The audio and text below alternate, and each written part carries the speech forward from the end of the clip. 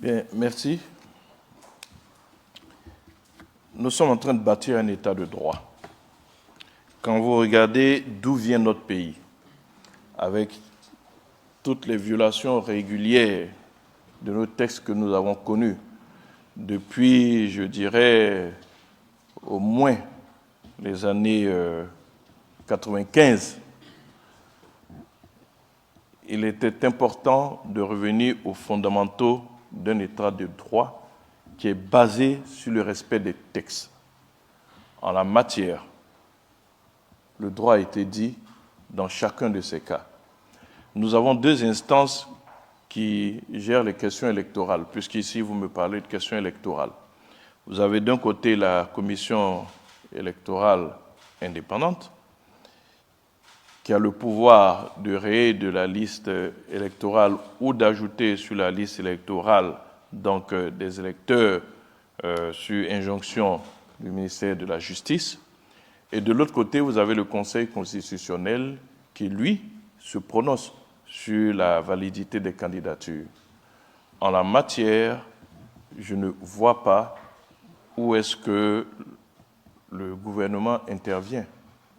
Surtout qu'en ce qui concerne la commission électorale, toutes les décisions sont prises de façon collégiale. Donc ça veut dire que toutes les décisions qui ont été prises par la commission électorale jusqu'à ce jour ont rencontré le consentement de tous les membres de cette commission électorale. C'est facile donc de voir partout la main de l'État, mais je peux vous assurer que le président de la République est en train de réussir à construire l'état de droit qu'il veut que notre pays devienne. Un pays respectueux de ses textes, un pays respectueux de sa constitution, un pays respectueux des décisions de justice qui sont prises. C'est de cela qu'il s'agit. Maintenant, je peux comprendre que certains opposants, dans leur désarroi et beau jeu de voir la main de l'État partout, mais dans les pays démocratiques, ce n'est pas comme ça que les choses sont perçues.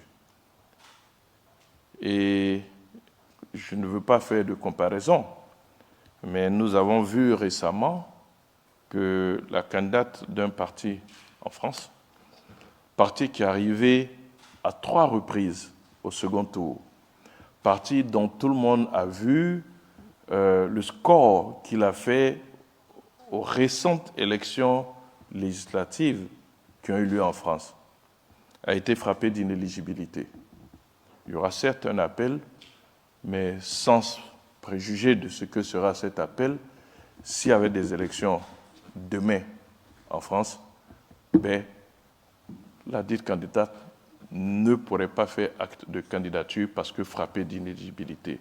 Mais je ne crois pas que le citoyen français ait vu la main de l'État derrière cette décision. La démocratie, elle est une. On ne peut pas avoir une démocratie bonne pour les pays développés et puis une autre à géométrie variable que l'on voudrait que les pays sur le continent vivent.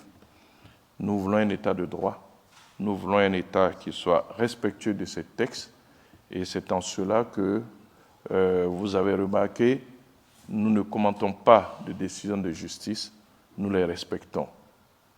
Je ne veux pas commenter les unes des journalistes sénégalais, elles ont certainement leur raison. Je veux dire, ces organes de presse-là ont certainement leur raison, donc je ne commenterai pas ces unes de journaux sénégalais. J'ai dit tout à l'heure que nous sommes en train de consolider l'état de droit, que nous avons, je dirais, le droit de rêver pour notre pays. La juge a rendu une décision, nous la respectons.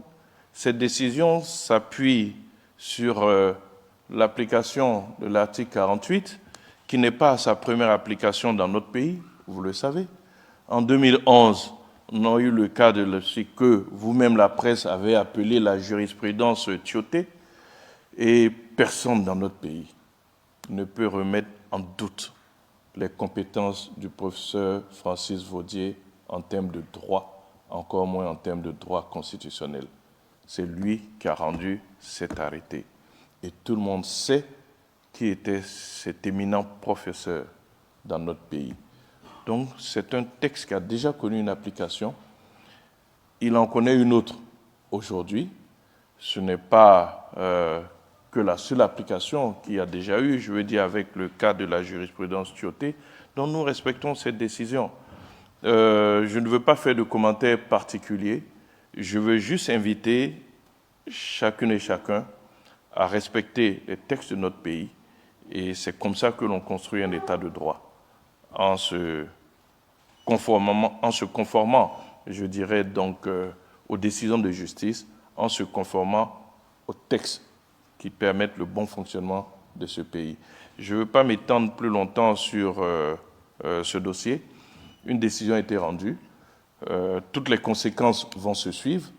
Je n'ai pas entendu, en tout cas, que la justice, pour ce qui a été rendu dans la presse, avait exigé le retrait de certains documents, dont le passeport dont vous parlez. Mais si c'est une des conséquences, cette conséquence sera suivie des faits, bien évidemment. Mais je ne peux pas vous le dire parce que je n'ai pas eu accès à la décision de la justice. Je n'ai eu que les comptes rendus qui ont été faits donc, dans la presse.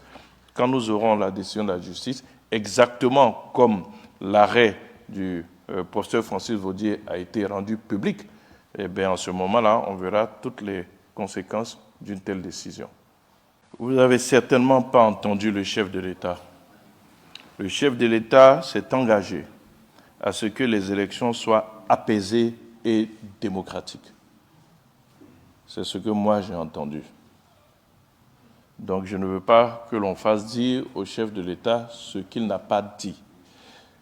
Une fois de plus, votre question me permet de revenir au texte de notre pays. Ce n'est pas au chef de l'État de décider qui va à l'élection ou qui ne va pas.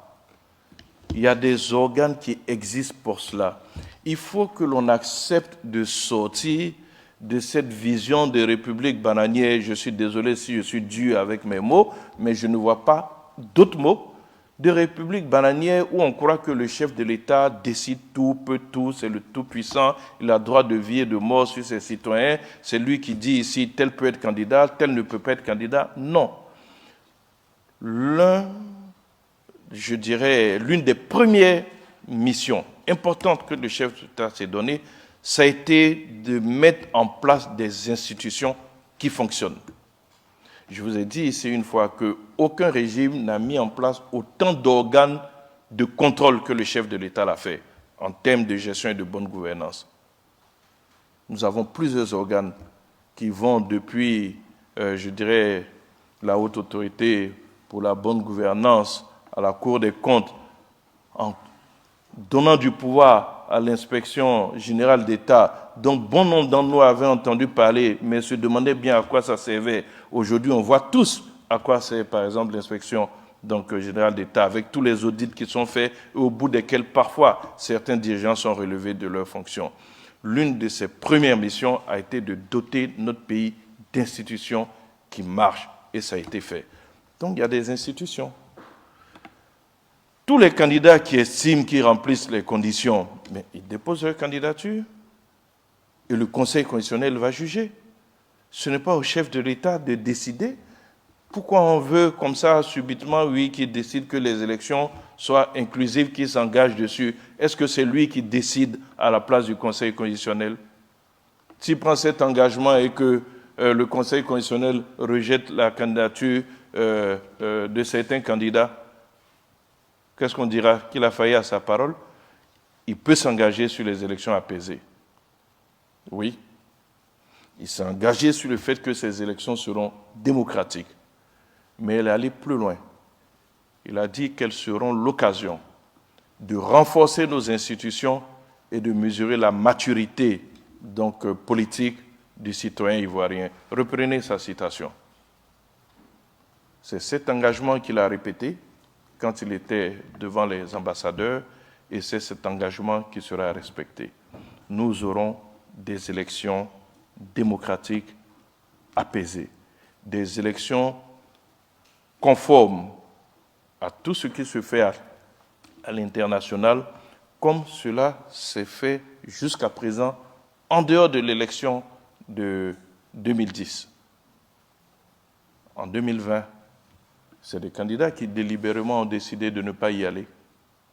Vous vous en souvenez?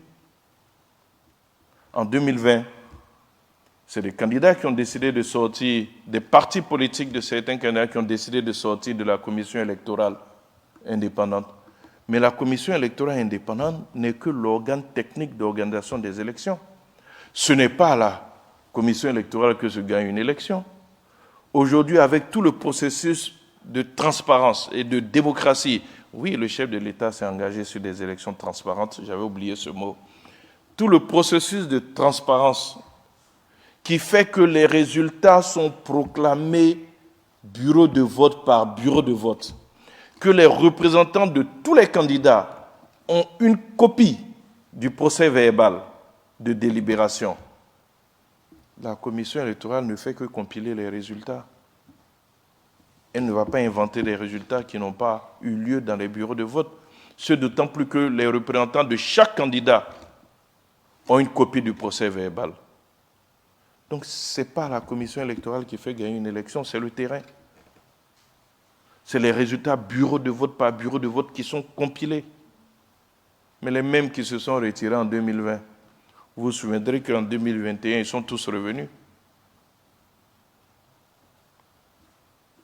Et c'est avec cette même commission qu'ils ont eu qui des députés, qui des maires, qui des conseils régionaux. C'est un faux procès qui est fait aujourd'hui à la commission électorale indépendante. C'est un faux procès qui est fait au régime de croire que la commission lui est inféodée, ce d'autant plus qu'en dehors du président de la République et du vice-président, ce sont les membres de la commission centrale qui prêtent serment devant le Conseil constitutionnel. Ils sont tous assermentés et une fois qu'ils sont membres de cette commission, ils y sont non plus pour un parti politique, mais pour servir la Côte d'Ivoire. Respecter les textes, c'est aussi cela. Vous ne pouvez pas aller prêter serment, que vous rentrez dans cette commission pour servir votre pays et puis décider d'en sortir sur injonction d'un parti politique.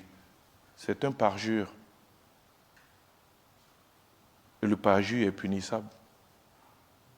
Il faut qu'on apprenne à respecter nos textes. Il faut qu'on sorte de cette république où tout est fait à coup d'arrangement.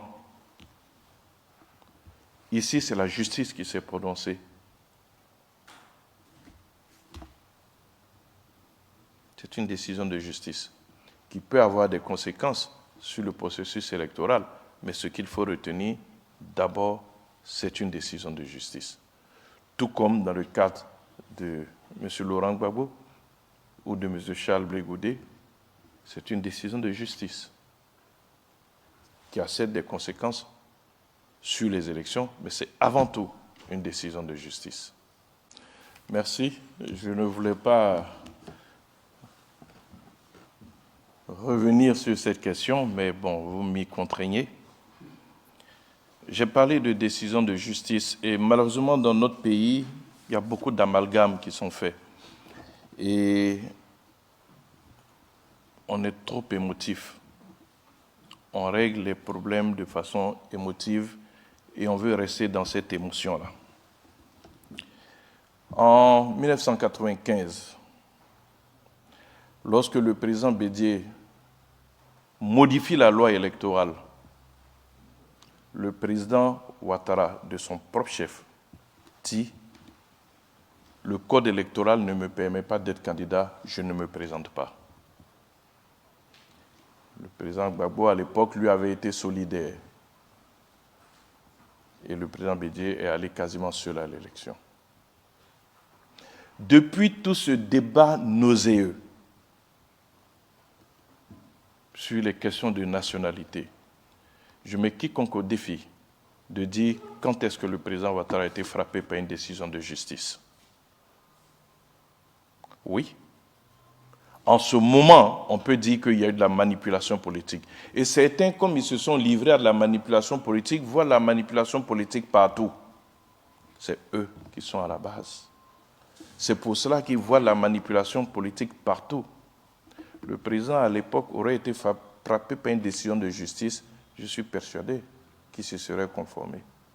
Il allait faire tous les recours nécessaires, mais je mets quiconque au défi de nous dire à quel moment le président Ouattara a été frappé par une décision de justice. On est allé jusqu'à envoyer un pauvre jeune homme au Burkina pour lui fabriquer un faux certificat de nationalité burkinabé. Peut-être que vous étiez jeune et que vous ne vous souvenez pas de cette époque.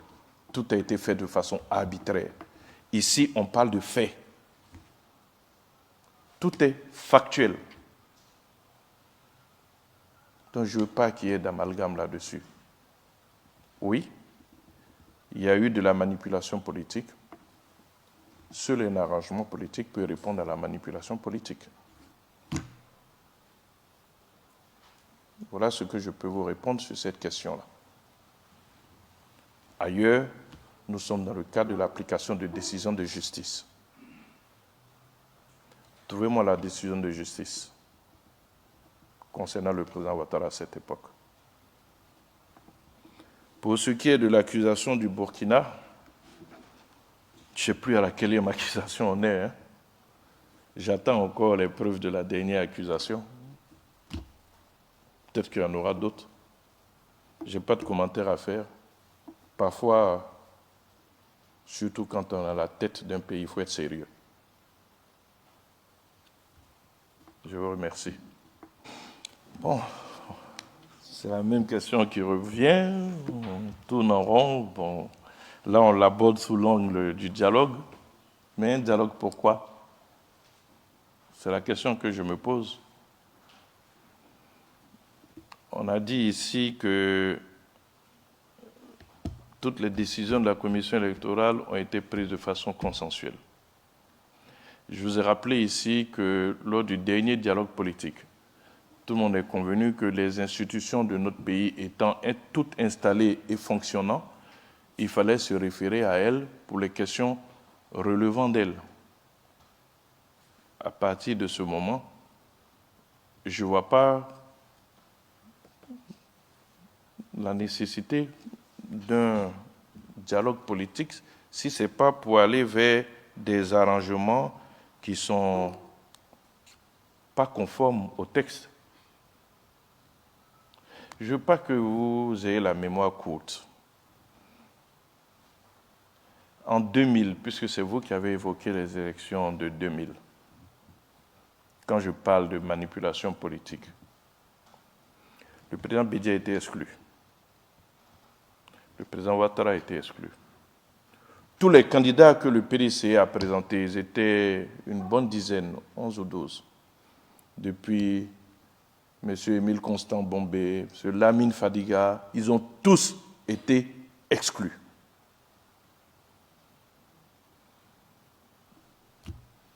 Personne n'a demandé de dialogue.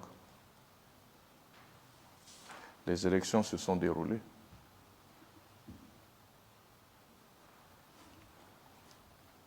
Certains pays ont salué des élections démocratiques. Je ne voudrais pas les citer.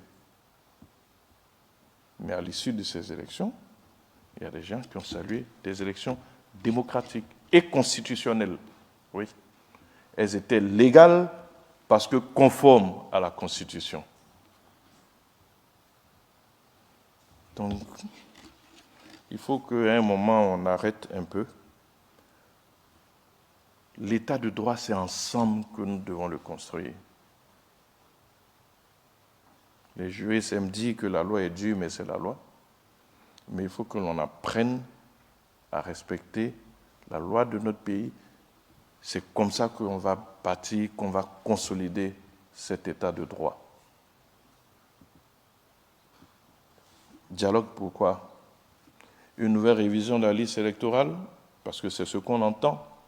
Mais je voudrais rappeler que c'est de façon consensuelle que la commission électorale indépendante a décidé au moment de l'enrôlement d'enrôler les jeunes qui avaient 17 ans en 2024 parce qu'ils étaient d'accord qu'ils n'allaient pas faire de nouvel enrôlement en 2025. C'est là la question de l'enrôlement des jeunes de 17 ans. De sorte qu'en 2025, ils aient les 18 ans révolus et qu'ils puissent être portés sur la liste électorale. Donc si c'est un enrôlement pour les nouveaux majeurs, mais ils ont été pris en compte puisqu'on a commencé à enrôler ceux qui avaient 17 ans. Dialogue pourquoi? Il y a une loi qui a été prise après la création du PPAC, une modification pour lui permettre d'être membre donc, de la commission électorale. Dialogue pourquoi? Je pose la question. Si ce n'est pas encore pour aller demander des arrangements politiques, mais le pays ne va jamais être un état de droit. On serait un pays sans règles, sans cap, où au gré des intérêts, bon, chaque fois on fera un genre de chantage. Ce n'est même pas pour le président Ouattara, c'est pour l'avenir. Parce qu'il faudra bien que tous ces chantages-là s'arrêtent à un moment donné. Les élections seront transparentes, elles seront démocratiques, elles seront apaisées, elles seront légales parce que conformes à la Constitution.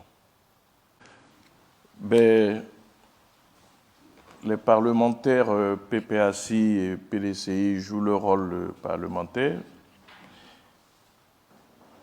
mais parlementaires de l'opposition. Quoique quand on est élu, on est député de la nation. Je ne vais pas critiquer leur position, mais ce dont je peux vous assurer, c'est que le désordre ne sera pas toléré. Tout à l'heure, je n'ai pas répondu à une des questions qui disait que le président Gbagbo a annoncé qu'il lancerait un mot d'ordre. Si c'est un mot d'ordre qui va dans le sens de la paix, de la construction, il n'y aura aucun problème. Mais le désordre ne sera pas toléré. Pour le reste, il est tout à fait normal pour le justiciable d'utiliser toutes les voies de recours qui s'offrent à lui. Donc là-dessus, il n'y a pas de commentaire à faire. C'est des voies que la démocratie offre, c'est des recours que la démocratie offre, que l'État de droit offre. Donc il est tout à fait légitime qu'un justiciable utilise toutes les voies de recours qui lui sont offertes. Mais c'est fait dans l'ordre. L'engagement du chef de l'État, c'est de garantir la paix et la sécurité dans notre pays. Et on sait que cet engagement, il y tient.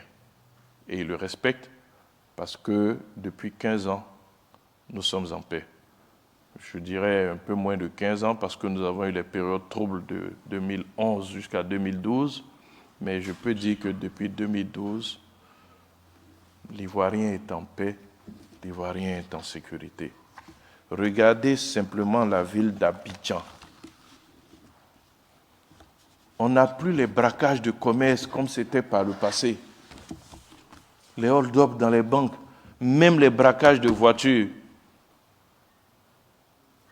Le dernier Conseil national de sécurité a dit qu'on avait un indice de sécurité de 1,2. Celui de capitales occidentales. Mais cette sécurité-là apporte la paix, la quiétude. Vous avez dans notre pays aujourd'hui des commerces qui ouvrent 24/24. Pourquoi? Il n'y a pas de risque de se faire braquer.